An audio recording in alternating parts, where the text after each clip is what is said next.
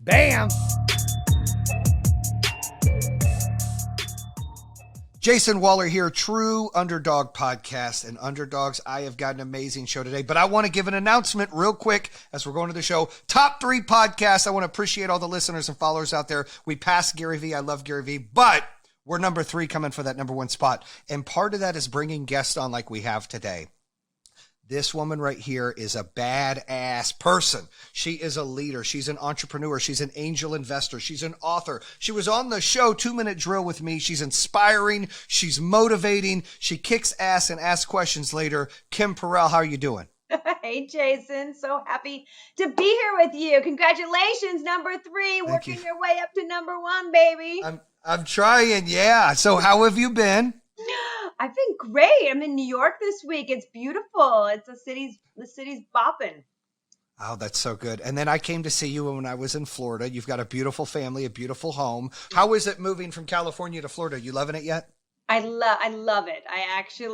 We're 9 months in and it's been like a whirlwind, but I feel it's been such an amazing time to make the jump from one place to another and just be able to really immerse yourself in a different environment and meet new people. And it's just, and everyone's coming into Miami. So I feel like I get to see you. I get to see so many people. I'm like a stop on the way to somewhere. Well, what's really cool about you, Kim, is you're a fellow EY Entrepreneur of the Year award winner.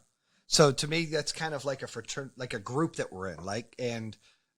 So I know that you've won that and you've built a tremendous businesses and you're invested in how many companies right now? Over 100. But a lot of exits. So I think, I'm just waiting. I got a call earlier yesterday that I got another one on getting an exit. So that's good news. Well, that is great news. And I lean on you because, we're in a transaction mode right now. So I use you as a coach to kind of understand the dynamic. Do I go public? Do we do private equity? All of those big questions that I lean on you for. You are definitely the expert of that. But let's talk about your early life. Let's start with that, right? So you grew up in Portland collecting cans to get an allowance. Talk about that. Yeah, we didn't have any money. So in Portland, you got 5 cents for every can, which was a lot. And I, at like 9, I had big dreams. I need like magazines. I need some Cheetos, maybe like, trip down something at the store. So really, but we didn't have any, other ways to make money. So I was ambitious and I went door to door collecting cans and then wheeled them up to the local grocery store and then, traded them in. It was like my side hustle as like a young person, right? Well, then your side hustle led to flipping pizzas and suits. I mean, you're a real hustler. Talk about the journey all the way up to college. I mean, that's what you did. Your first car. What was all that like? So honestly, like everything I ever wanted, I had to work for. And I think, looking back, my dad was like, 8 hours is a half day, Kim. And I'd say, well, so I'd come home from school and he'd be like, what are you doing the rest of your day? I'm like, well, it's over. And he's like, no, that meant get a job. I'm like, I'm a kid. And he's like, it doesn't matter who you are, go get a job. So then I get a job. And to your point, yeah, I worked at a pizza parlor. I worked at a candy shop. I folded clothes. I was a cashier. Then I worked my way up and then I sold suits. I mean, you name it, I would do it just to make a buck. Oh, that's awesome. Listen, you definitely have hustle and we run the 2 Minute Drill together that just came out season 2. And you gave a lot of those entrepreneurs great advice and inspired them to keep pushing their business. But sometimes entrepreneurs struggle and, you're an owner of over 100 businesses now or invested in over 100 businesses, but you were a multi-millionaire by the age of 30. Did you have any struggles getting to that point? I mean, yeah. Because everybody sees the awards, but they don't see the struggle. So I want everybody to see the struggle. They don't. The overnight success is not a reality. No, I mean, honestly, I definitely became a multimillionaire, but also, by the time I started bankrupt. I was broke. I had been unemployed. I've been fired. And how old were you when that happened? When you went bankrupt? That was after you were successful and then went bankrupt, right? No, so actually, I was 22 probably. Okay. So my first company, we'd raised 120 million, and we thought it's .com. It was a heyday. We thought we were all going to be internet millionaires, and that dream became a very bad nightmare very quickly. But that's still successful. You raise that kind of money, you've got a company, and then you hit a wall. we hit a wall. Yeah, and I was an employee, so I was like number 7 of like a company that grew to like 250 people, and it was big, and it was like a precursor to Dropbox. So before it's cloud computing, it was just a hot space. True visionaries have the vision. Sometimes just the market and the timing doesn't work, and I think it's important to note that because just like you, everyone has a vision. It's all about market timing. There's other circumstances that may or may not impact like your success. And honestly, at that point, we were just burning cash, and the company just could not stay afloat. And so they I had to lay off all my friends who I told they were going to be millionaires. We're all going to be millionaires. And then then I had to lay them off. So then lost a lot of trust on that one. And then I got fired too, and found myself outside sitting on the sidewalk thinking, what am I going to do? Right. I just put my name on this. Like, my track record wasn't exactly Right. painted full of successes. And I don't think anyone wanted to lend me any money at that point. And, honestly, though, but to your point, I felt like such a failure. Like, I really felt like I just, I hit rock bottom. And so when you hit rock bottom, you're like, what do you do next? And I think you can only wallow for so long. Right. And at some point you have to make the conscious decision, like, and make the decision, what are you going to do? And like, I believe the best bet you can make is the bet on yourself. Amen. I love that.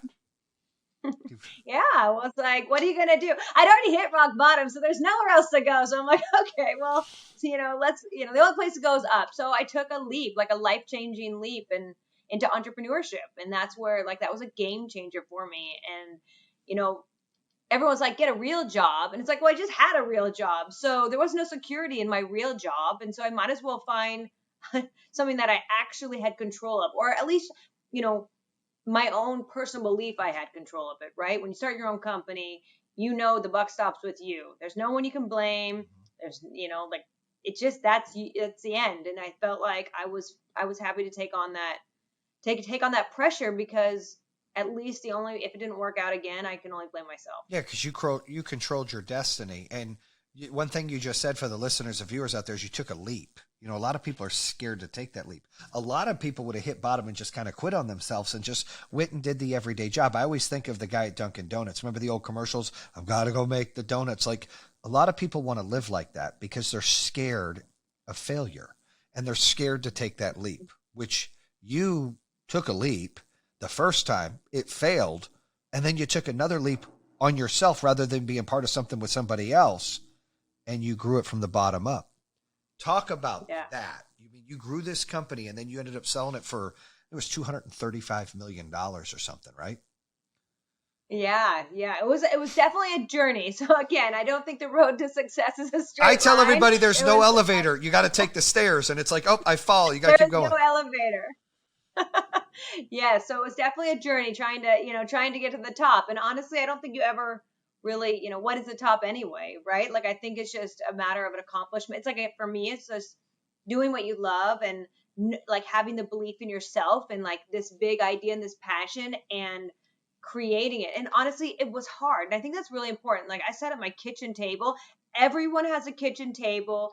There is no one if you don't have a kitchen table, you've got a garage, you've got a basement, you've got it doesn't actually even, and now that was 20 years ago.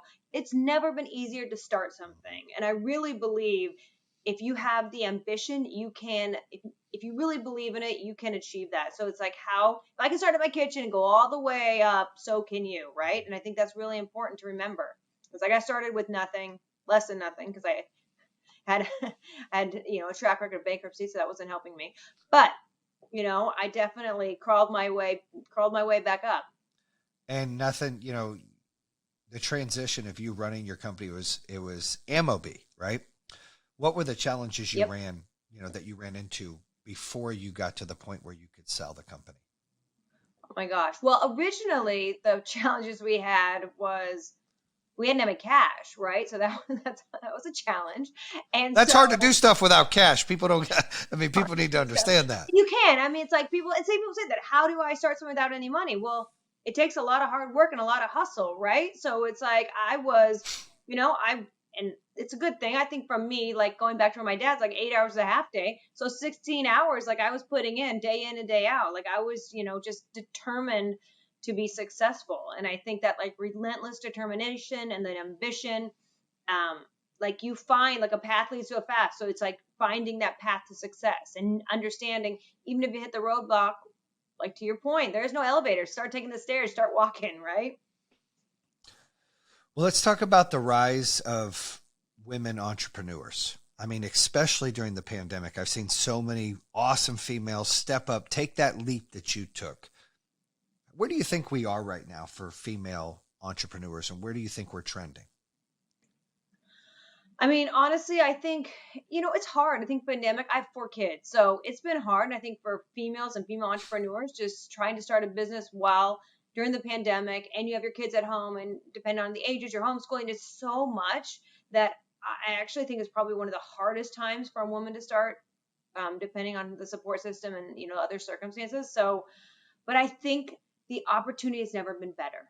I really believe that. And so it's having that belief because you can still start. I mean, I again have 4 kids. I wake up in the morning before they get up. I'm working when after they go to sleep. Like, how do you find the time to do that? Like, you just got to cut out all the noise. I look at it like noise and bandwidth. You only have so much bandwidth every day, and you can only tolerate like so much noise. So really, like reducing the noise so you can really focus on really what matters and like cut all of the distractions out. Definitely make sure to listen to your podcast. But other than that, you just got to like cut it all out because it's noise. Focus on like what you want to achieve, like with that relentless determination, right? Yeah. And balance, life balance, having 4 kids, being this woman entrepreneur mogul. I mean, you're just taking on the world. You're doing big things. We're going to talk about your book that you already had in the book that's coming out, but you're on TV shows, you're all over the place. You're running over 100 companies that you're invested in. How do you do life balance? How does any person out there listening balance family and business? And how does a mom do that? How does a mom balance that? Yeah, for me, because I have 2 sets of twins. So Woo! it's serious. So everything for me is about scheduling. And so I schedule honestly like blocks of time with my family. Just I would schedule blocks of time to work or blocks of time to like exercise or blocks like everything to me is just maximizing every minute of the day for what's most important, to achieve my own goals. And obviously for me, putting my family first is very important to me. And then I love helping others achieve success. I love entrepreneurs. Like it is in my DNA. I just wake up and think, how can we create and innovate and how can I help others? But again, to the point of noise, there's not a lot of other things besides my family and like my entrepreneur like goals and like that support that I do. Like I'm really focused. No, I love that. I mean, you're empowering people and serving and helping people all the time and inspiring them. And it's so important that we give back. Our success continues to grow as we continue to give back and bring people along for the ride. And you do a great job of that. Let's talk about you being an angel investor in almost over 100 companies with over 20 exits with your name on it. Now, I'm looking for my first exit, right? I'm like, whoa, I'm like new to the exit game, right? And I'm probably going to stay in another tranche, but I'm working my way to that. What is that like? How exciting is that? And for the listeners that don't know what that means, explain what that means when you're an angel investor and then you have exits. Well, I mean, it's so interesting. I think the best exits, like the one that most meaningful, are the ones you build yourself. So, like the first company, when I sold it the first time and I sold it twice. So, similar to what you're saying, Jayson, like getting a second bite of the apple. But the first time, like that's something that you put, it's like your baby. It's like everything you had, you put in it. And to have someone else realize the value of that is there's nothing else. Like you can't put there's no price on that.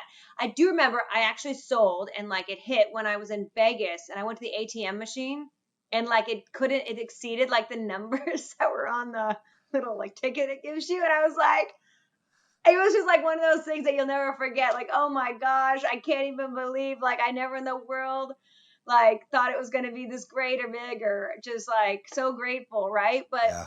I think that was like one of those moments when you can't even believe it. So Oh, that's awesome. I don't know. And then, right. And Yeah. like, then how do I, after that, that's when I started, I hadn't invested until I sold the first time. And then I had capital to invest. And then I really just wanted to, invest in other people that were on that same journey and that were, like my grandma invested in me and that's what started my first company. And I think, how do I pay that forward? I really want to make sure, like let's invest in other entrepreneurs and like give them the same mentorship and like, how do I do that? And so that's why I invest in a lot of companies because I really want to be and, there to support them and have them have that moment, right? No, I think that I couldn't imagine getting a receipt and I'm in Vegas. I'm ready to gamble. You guys ready to roll some dice? Oh, shit. I can't even see the zeros on my thing. Like, true swag, baby. What? Like, hey, that is great, though. I mean, because it's well deserved. When you work hard and you build something you love that you're passionate about, and people don't realize, like you having a business, it's like it's our child. I mean, you really have 5 kids. Your business was your other child. That's how I look at it. I've got 4 kids, 2 grandkids, but really I got 5 because Power Home's my child, and you love it like a child. It's different, but it's similar. And when someone's going to come in and do that, the value and the hard work that you put in, it's like, hey, are they going to love this like I do? And what's the real value there? But you said something earlier that I'm kind of addicted to. It's the reason why I do the podcast. It's the reason why I wanted to write a book, and it's paying that forward, but it's helping other entrepreneurs. It's coaching, it's mentoring, it's building our future. I mean, you're so great at that. We got to do that together on the show. You've had a book, your first book that came out was a top seller, and it was the execution factor. And so people out there that haven't read your book, they need to read your book, but they need to understand that when you're successful and when you're on your journey, the more people that you can help, that's only going to elevate you, and they're going to elevate with you. You agree? Yeah, I totally agree. Honestly, I couldn't agree more. I wrote the book because I look back at all these companies and like what made them successful and what made them fail, right? Because not all companies will be successful, but I believe there's traits that individuals, like entrepreneurs, embody that can set themselves up for, exponential success. And so that's why I wrote the first book, was really to like, hey, if you follow these traits, and there's 5 traits, you will be successful. I guarantee it. And that's how I look at, when I look at investments that I want to put money into, I look at these traits. I'm saying, do you have these 5 traits? If you don't, like, which one do you not? And maybe you got to work on it. Let's go back to the angel investing. So if you have 20 exits, what does that look like? So the listeners know you invest into a company that is struggling. And the reason why a lot of these companies are looking for investors is they have a great concept, they have a great idea. Maybe they need cash flow to get to the next light. Or, maybe they need process and coaching, but money comes in so they're not as stressed. Because a lot of entrepreneurs, a lot of business owners, it's hard to live your life when you're giving 16, 18-hour days to a business and you're paid less than everybody else in the company. Eventually, you don't want to be worn out on that. You want to get to a point where the company you've reinvested, built a foundation, and the company's profit will pay you back. Sometimes you got to bring in investors in there. What's an exit look like for some of the companies you've invested in? Oh my goodness. I've had some really great exits. So listen, I think it just depends. I'm in tech, so the exits and the multiples on exits are probably far greater than anywhere else. And I think like that's in my DNA. So I'd invest just like pointers on investing and where you're putting your money. Put your money on what you know or what you want to learn, right? Because I'm investing in areas where I believe I have expertise, which is using technology to fuel innovation or businesses that could be disrupted or markets that could be disrupted. But, when I look at other people that are investing, they're usually investing in things they know. They're investing or in people they know. And it depends. Like an angel investment, you have no idea if it's going to be successful or not. You are betting on the person to get it to the next level. And most people, that are doing angel investing, which is basically you come to me and say, Kim, I have an idea. And I'm looking at you going, well, who's the team? What's your TAM, total addressable market? And do you have that tribal leadership, right? Like, do you have that ability to get people to follow you when when everything else is falling around you? So I'm really looking for specific individuals at the angel level. And then I think you go into growth and different parts of, different opportunities that you can invest in. But I mean, I love the angel investing because I think that's where the magic happens. That's where it's hardest, right? Like, how do we help people skip the line in the learning curve? Because it's hard. And if someone was there like, hey, Kim, I really want to be operational. I want people to be able to call me and say, COVID hit, I'm screwed. What am I going to do? And then we're going to help solve, right? Like a lot of companies did that. And that's why I'm here. I want people to call me. I'm like, we're going to come up with a great plan. And so many of those companies have come out the other side. They've now raised money. They're in a great place and they made it through. And so I want to be that support system for entrepreneurs when it like the times get hard, because everyone will be there when like the times are great. Everyone shows up. When times are hard, who actually shows up? I know. I agree. I couldn't say that any better. So you have a book coming out in the fall. What can you tell us about it? Oh my gosh, I'm so excited. My new book's coming out, and I'm excited too. It's called Jump, Do What Scares You in Business and Life. So if I can jump, and like when you really look at it, and I really try to reflect, what's stopping people from jumping, right? Is it fear? It's better to stay somewhere like in a stagnant position in a career because it's just easy? Or is it like what you know is better than what you don't know? No, you should move. Like there's something in you that knows you should move. If you can feel that, like that gut instinct, it's time to jump. It's time to take the leap because it's far riskier. And like regret is worse than not doing anything, right? Like looking back and being like, I should have taken that risk. I should have jumped. I should have started that business, taken that promotion, started a new job. Like, why are people staying? It's time to jump. I love that. That's going to be a fun book. I need a signed copy of your first book and a signed copy of your second book, by the way. I will send you both. I'll personally deliver. Perfect. I've never, hey, because now that you're not my neighbor anymore, I better. Yeah, you can still fly. Come out and see me in Michigan anytime. Bring the kids. Have fun. It's not as great as Florida, but it's okay. I can't complain. So let's talk leadership qualities. You are an awesome leader. And, I think, to meet you on the show, and you're Dave Meltzer's friend, and he's a CEO coach for me. And I love the guy. You love the guy. I'm going to see him this weekend. I'm going to give him a big hug like you asked me to from you. But he also is a great leader. And I think, when you're a great leader, I want you to talk about what qualities do you think make a great leader? I think for me, and I'm really specific to entrepreneurship, it's, and any great entrepreneur has to, I think, intrinsically be a great leader, right? Because no one is successful alone. So I think for me, it's about having a really crystal clear vision of like what you want to achieve. Because if you're leading people, how do they know where they're going if you can't clearly articulate like that destination? So it's like that clear picture of what you want to be or what you want to achieve is really important for a leader. I think it's about having like, I'm really, and as you know, just having great relationships, whether that be with partners, vendors, employees. Like I couldn't say enough about having strong relationships. And I think like if you're going to make bets, it's just like, don't want to do it alone. Let's find people that really believe what you believe and like are there to create something special together. So I'm really believe like leadership is about not caring about yourself, but like caring about everybody else. Yeah. Right. And I think that's important. And then I really like resilience. Like you got to be able, and any leader is going to face tough times. And so what do you do when the times that are challenging, like how do you react? And how do you, I think it really shows a lot for people, like when you're bankrupt and broken at the bottom, like do you, dust yourself off and get back up? Or do you blame it on someone else? Because in my personal belief is,